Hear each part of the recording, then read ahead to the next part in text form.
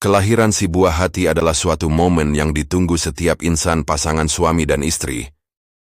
Tahukah kamu bahwa sebagian besar masyarakat Indonesia meyakini bahwa adzan di telinga bayi adalah suatu keharusan, yang mereka berdalil berdasarkan hadits riwayat Imam Turmudzi dan dari beberapa riwayat para sahabat Nabi. Meski tidak dapat dipungkiri bahwasanya para ulama berbeda pendapat masalah ini. Untuk lebih jelasnya, silahkan simak video berikut ini, semoga bermanfaat.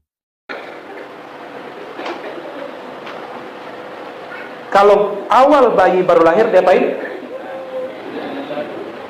Diajak ngopi, diazani, ya. Pakai mic nggak?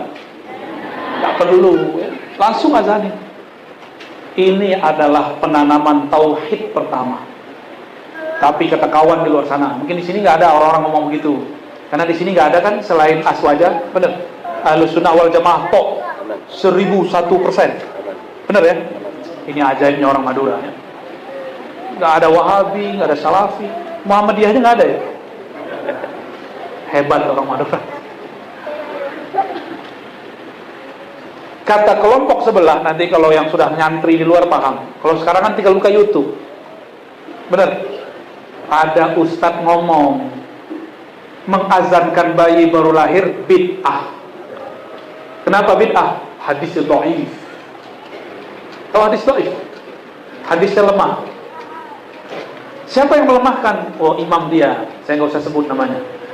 Ntar jadi perguncingan ya. Ternyata kita cek, dibuka periwayat kitab ini namanya Imam Tirmizi. Siapa nama imamnya? Orang Madura nyebutnya Turmuzi atau Tirmizi? Ada yang nyebut Turmuzi? Turmuzi, boleh, itu sah. Cuma kurang populer. Itu nama kota di Uzbek, namanya Tirmiz, bukan Turmuz. Ya, karena itu ismul alam, tidak ada qiyasnya, tidak ada wazannya. Kan nggak bisa. Tarmaza Tirmizi Turmuz, kan nggak bisa kan? Nggak ada, itu kaidah baru keluar barusan, dan itu bid'ah. Ya.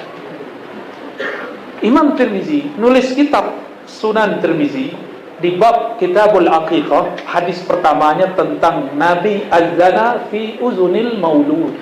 Nabi mengazankan di telinga bayi baru lahir, yaitu Sayyidina Al-Hasan atau Sayyidina Al-Husain. Nabi berazan. Jadi Nabi nggak pernah azan dalam riwayatnya untuk sholat. Nabi azan ketika bayi baru lahir. Suara saya nggak bagus, kan nggak penting suara bagus.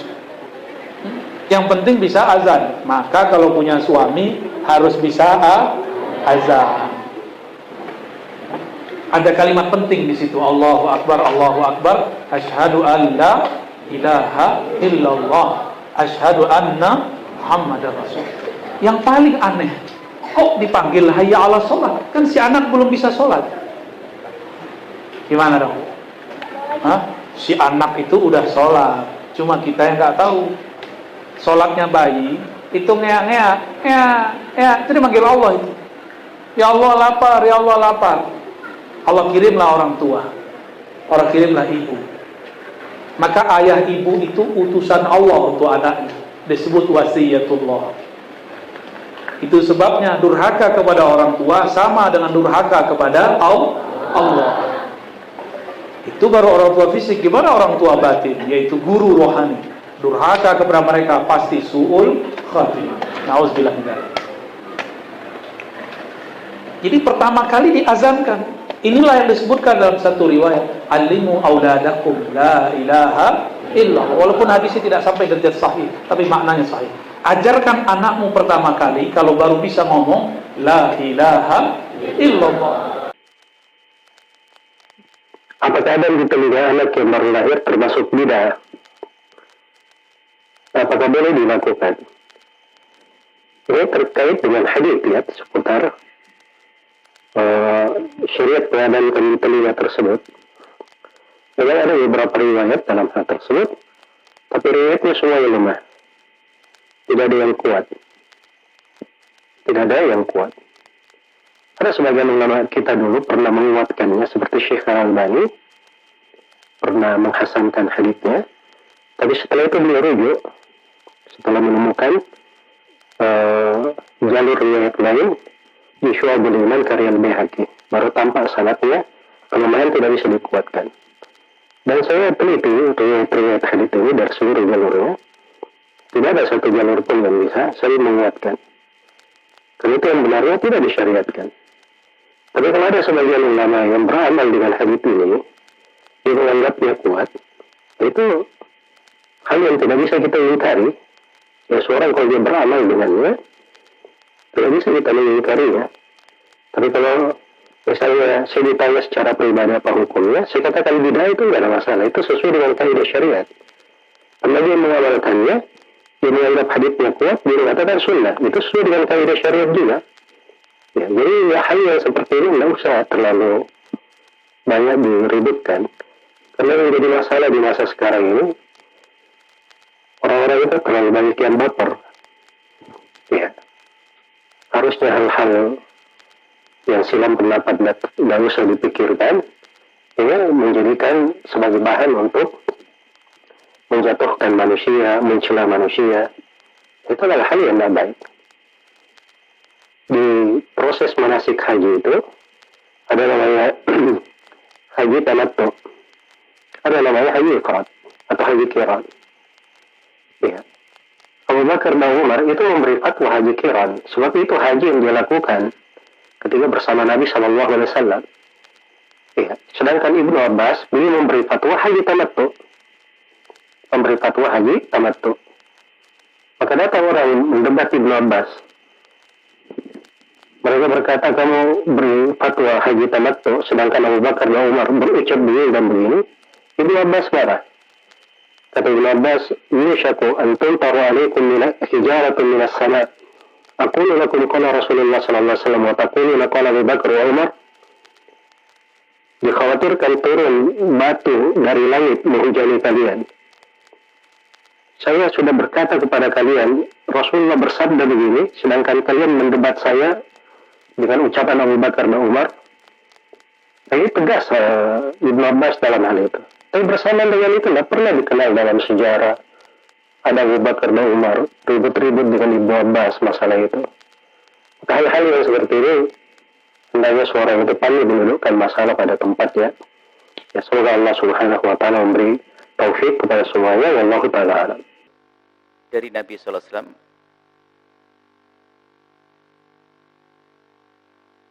ada Nabi pernah diriwayatkan dari Imam Abu Daud dan Imam Nasai. Jadi salah satu sahabat Nabi yang bernama siapa? Abu Rafi atau siapa? Kalau ra'aitun Nabi sallallahu alaihi wasallam adzana. Aku melihat Nabi mengadzani fi udhunil Hasani, di telinga Sayyidina Husain. Hina waladathu Fatimatu, saat Sayyidat Fatimah melahirkannya. Jadi setelah terlahir, biarpun ternyata hadis ini memang ada sebagian yang tidak menerima. Maka masalah mengadzani bayi itu adalah khilaf memang.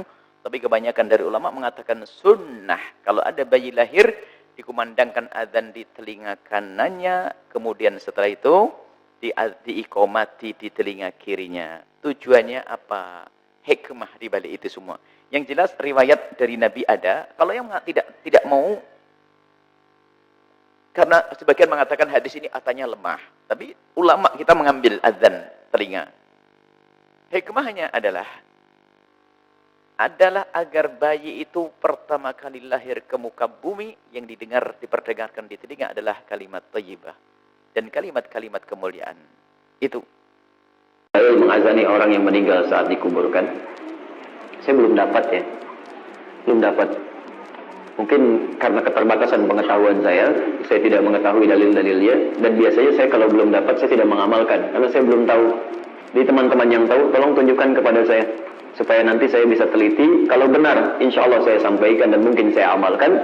Kalau kemudian tidak ada dalilnya, maka saran saya lebih baik meninggalkannya daripada mengerjakan sesuatu yang tidak ada tuntunannya. Itu saran saya. Kalau dalil untuk mengazani saat dilahirkan itu masih ada, walaupun ulama beda pendapat, tapi ada dalilnya. Ya, ada dalilnya. Sampai beberapa imam, termasuk misalnya saya tunjukkan ada Imam An-Nawawi, termasuk Ibnu Qayyim Al-Jauziyah, dia termasuk yang menguatkan pendapat itu. Jadi Nabi SAW pernah mengadzani Al-Hasan dan Husain saat dilahirkan. Dan itu masih normal, masih logis. Apa di antara logisnya? Karena fungsi adzan itu bisa mengusir setan. Mengusir setan. Sedangkan sunnah Nabi ketika bayi itu dilahirkan, maka didoakan di antara doanya menjauhkan dia dari setan. Allahumma inni a'udzubika bikalimatika tammah min kulli syaitanin wa hammah. Oke? Min kulli syaitanin wa hammah wa lammatin wa hammah. Ya Allah, saya berlindung kepadamu ya Allah dari keburukan yang menimpa anak saya ini dan dari godaan setan dan dari segala keburukan-keburukan dari hal yang buruk yang menimpanya dalam kehidupan. Dijauhkan dari setan, sedangkan fungsi adzan itu mengusir setan. Coba lihat di Abu Dawud hadis 666. Idza udzina, kalau adzan dikumandangkan, faqara syaitanu wa alaihi dhurat, maka setan itu lari sambil terbirit-birit. Jadi kalau adzan berkumandang, setan lari. Makanya antum punya teman non-muslim jalan, adzan berkumandang, itu non-muslim bisa mengingatkan. Pak, apa enggak salat dulu? Sudah adzan. Karena setannya enggak ada. Fa idza tuwiba, kalau adzan selesai dikumandangkan, ada setan balik lagi menggoda orang lain. Makanya orang Islam bisa jawab, tenang, baru adzan, belum qomat. Setan balik lagi. Sama qomat juga begitu. Sampai Anda akan sholat, saat akan sholat biasa, tapi begitu takbir kata Nabi, ukur kada. Setan itu akan berkata, ingat ini ya, ingat itu ya. Enggak percaya, silahkan nanti saat duhur. Begitu Anda takbir, di benak Anda akan muncul banyak hal yang akan diingat. Ingat ini, ingat ini. Sampai ada juga ingatan, ingat kata Ustaz Adi, setan itu menggoda, pada setan. Begitu goda. Hatta la yashghal musalli karaqatan musalli. Sampai ada orang sholat tidak sadar berapa rakaat sedang menunaikan sholat itu. Itu kata Nabi. Makanya ketika Maryam dilahirkan, bapak ibunya berdoa. Quran surah ketiga ayat 36. Wa inni sammaituha Maryama wa inni u'idzuha bika wa dzurriyyataha minasyaitonir rajim. Jadi kalau dalam saat keadaan dia masih hidup, baru dilahirkan, itu kesunahannya ada. Walaupun ulama beda pendapat, itu tidak ada masalah. Anda mau ngamalkan silakan, tidak juga ada masalah. Karena fungsi adzan itu satu mengusir setan, kedua memanggil orang sholat. Makanya diperdengarkan kalimat-kalimat thayyibah supaya dewasanya terbiasa mendengar kalimat itu. Tapi kalau sudah meninggal dunia, orang meninggal dunia itu, maaf, satu, sudah nggak sholat lagi. Makanya ketika antum adzan, dia nggak akan dengar untuk sholat. Nggak ada. Yang kedua, setan nggak goda orang meninggal. Nggak ada kerjaan setan goda orang meninggal. Masya Allah, sudah meninggal masih digoda juga. Setan itu punya masalah itu. Ya, stres setannya itu. Jelas ya? Jadi kalau saya pribadi, saya tidak mengamalkan itu. Tidak mengamalkan. Dan bagi yang mengamalkan, coba saya sampaikan dalil. Nanti saya coba lihat. Ya. Kita harus objektif menilai. Kalau memang ada dalil, kita perhatikan, kita lihat. Kalau kekuatannya sahih, bahkan sahih sekali, ya kita bisa amalkan. Kalau misalnya di bawah itu, misalnya lemah, bahkan maudhu, bahkan palsu, ya kita tidak usah amalkan. Ya, jadi tidak usah repot-repot. Jangan takut kehilangan fadilah.